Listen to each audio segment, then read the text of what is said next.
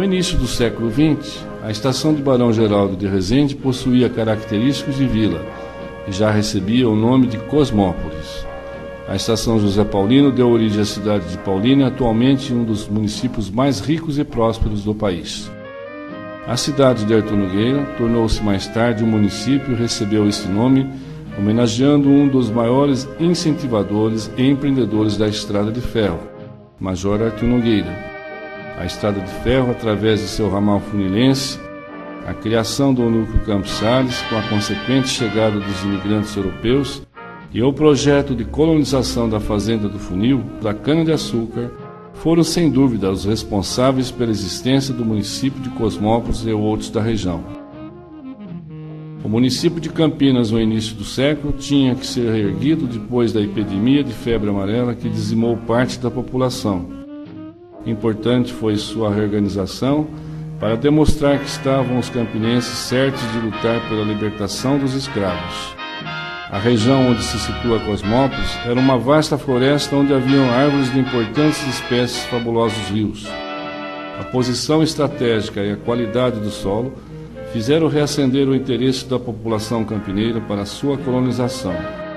Até então, estava esta região esquecida e abandonada às margens da estrada conhecida como do Imperador ou de D. Pedro e do rio Jaguari. Um pequeno engenho produtor de aguardente de boa qualidade, casas esparsas, situava-se na Fazenda do Funil, no início do século, nas proximidades onde se localiza hoje a usina Ster, onde havia uma balsa ligando as duas margens do rio Jaguari, unindo uma estrada que seguia para Limeira. O desenvolvimento da Estrada de Ferro, sua encampação pela Estrada de Ferro Sorocabana, constitui um fabuloso legado histórico de desenvolvimento de nossa região. Lamentavelmente, um dia os seus trilhos foram arrancados e a estação destruída. Não se ouviram mais os apitos das Marias Fumaças e o pessoal ferroviário que se foi. Ficou as saudades daquela gente responsável por parte de nossa cultura e de todo o nosso patrimônio histórico. Nas fotografias e nas páginas dos pequenos jornais de antigamente, resta-nos apenas sonhar, recordar e sentir pena da insensatez de nossos governantes.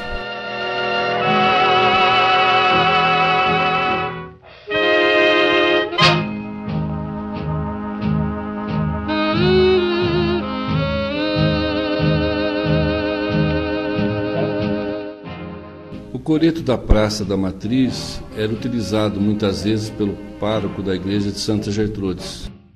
Nele, muitas vezes ouvimos a exigente brada oratória do padre Germano do Prado, por ocasião das comemorações de Semana Santa. Este sacerdote foi o responsável pelo empreendimento inicial da construção da nova matriz.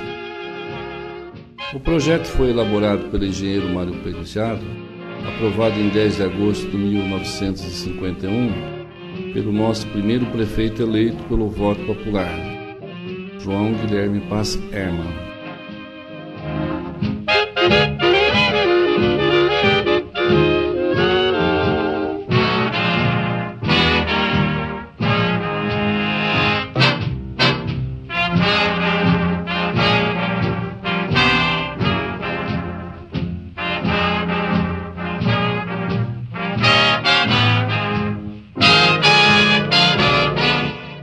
A construção desse templo religioso ficou a cargo da administração de Guido Longuinho. Essa construção da nova matriz foi sobreposta à antiga igrejinha e o coreto também foi demolido. Já não era mais importante a sua existência. As elevadas escadarias do templo permitiam, por si só, num plano alto, o uso das palavras dos sacerdotes, do coral e das cantorias da Verônica, nas cerimônias religiosas ao ar livre.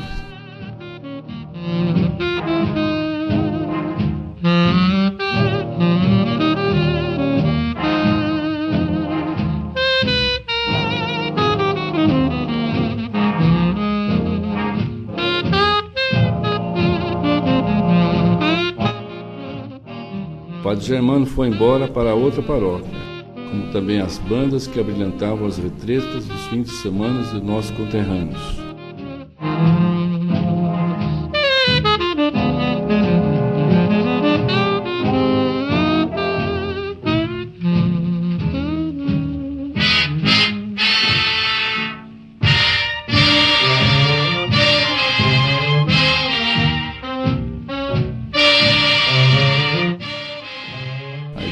veterana completou 100 anos de sua criação em nosso município e foi originado dos povos imigrantes suíços e alemães.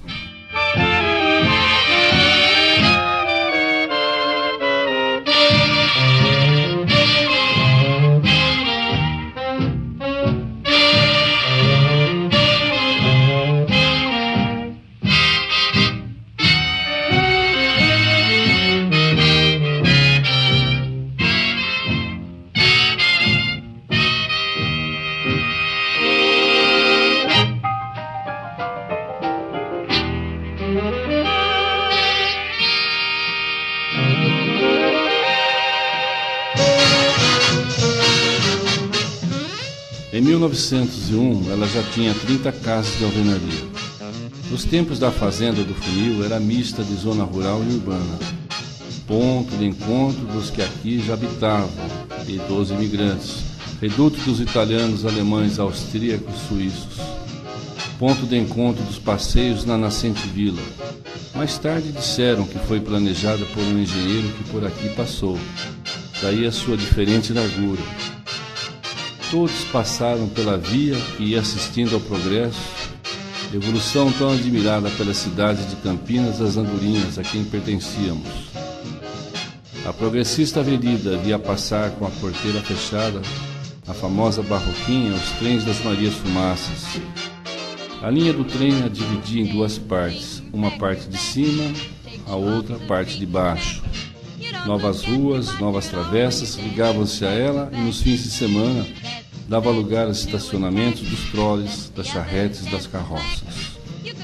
Em suas sarjetas e guias, os cavaleiros amarravam seus cavalos arreados. Já era longa, larga e extensa, unia-nos com a famosa e importante usina, estendendo-se e continuando até alcançar a escola alemã. Na continuação, transformava-se na rudimentar estrada que nos levava aos nossos vizinhos de Artur Nogueira, lugar onde apareceram os primeiros estabelecimentos comerciais de secos e molhados, das lojas de armarinhos, dos botequins e dos artífices prestadores de serviços.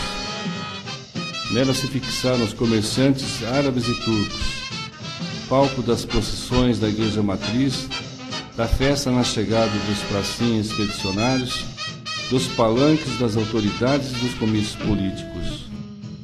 Era muito feliz com o vai e vem do footing, do agito e burburinho da mocidade. Durante muito tempo assistiu noivos e noivas caminharem a pé por ela com seus padrinhos e comitiva.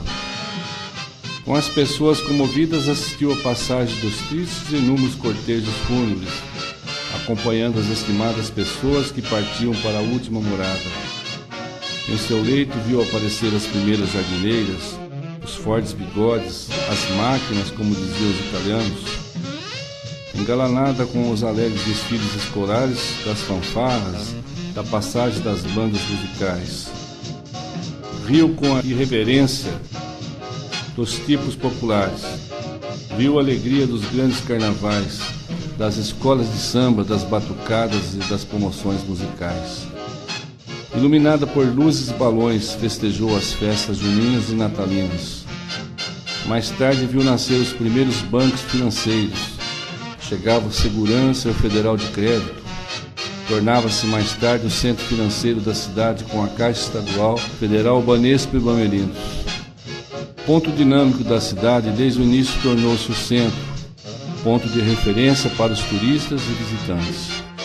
Um dia, viu seu leito com as terras reviradas para que os canos da água encanada e do esgoto fossem colocados. Tinha o privilégio merecido para tão importante via. Foi revestida de calçamento com pedras de cimento quadriculadas, depois asfaltada. Ficava ainda mais importante sem poeira e barro.